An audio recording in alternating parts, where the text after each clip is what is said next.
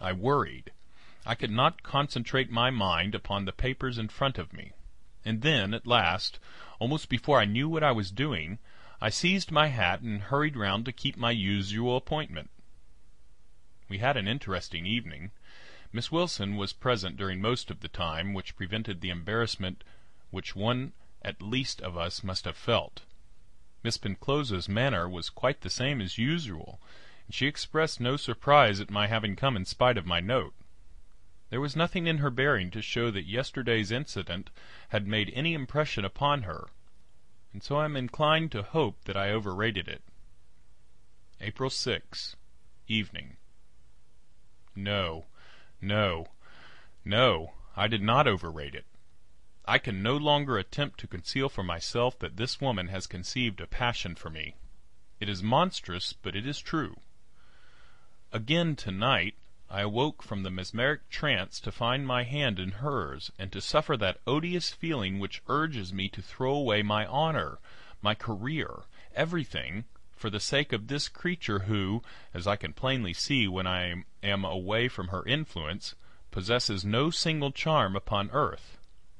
But when I am near her I do not feel this. She rouses something in me, something evil, something I had rather not think of. She paralyzes my better nature, too, at the moment when she stimulates my worse. Decidedly it is not good for me to be near her. Last night was worse than before. Instead of flying, I actually sat for some time with my hand in hers, talking over the most intimate subjects with her. We spoke of Agatha, among other things. What could I have been dreaming of? Miss Penclosa said that she was conventional, and I agreed with her. She spoke once or twice in a disparaging way of her, and I did not protest. What a creature I have been! Weak as I have proved myself to be, I am still strong enough to bring this sort of thing to an end. It shall not happen again. I have sense enough to fly when I cannot fight. From this Sunday night onward I shall never sit with Miss Penclosa again. Never. Let the experiments go. Let the research come to an end.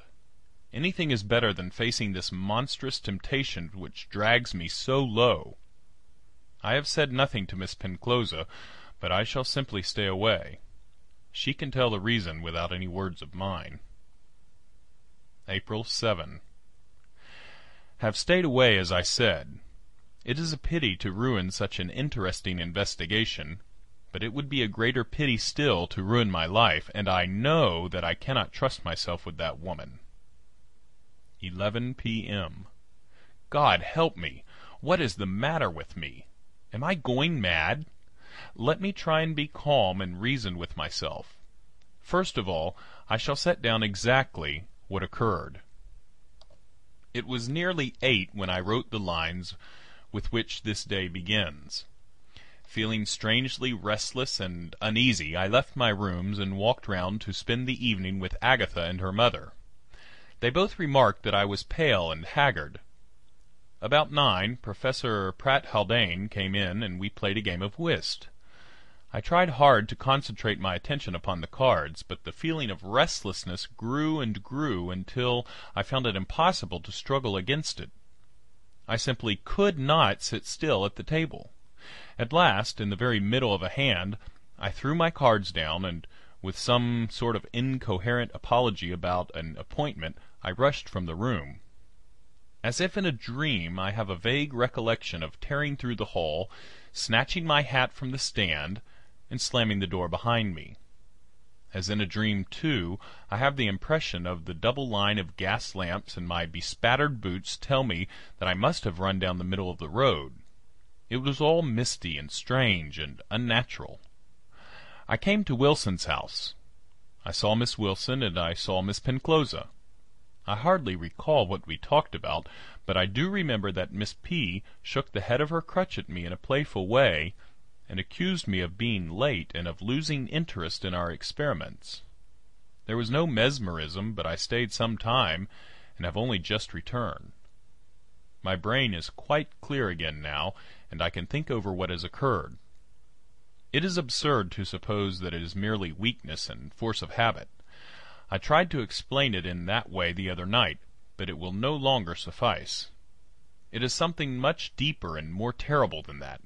Why, when I was at the Mardens' whist table, I was dragged away as if the noose of a rope had been cast around me. I can no longer disguise it from myself. The woman has her grip upon me. I am in her clutch. But I must keep my head and reason it out and see what is best to be done. What a blind fool I have been! In my enthusiasm over my research I have walked straight into the pit, although it lay gaping before me. Did she not herself warn me? Did she not tell me, as I can read in my own journal, that when she has acquired power over a subject she can make him do her will? And she has acquired that power over me. I am for the moment at the beck and call of this creature with the crutch. I must come when she wills it. I must do as she wills. Worst of all, I must fill as she wills. I loathe her and fear her, yet while I am under the spell, she can doubtless make me love her. There is some consolation in the thought, then, that these odious impulses for which I have blamed myself do not really come from me at all.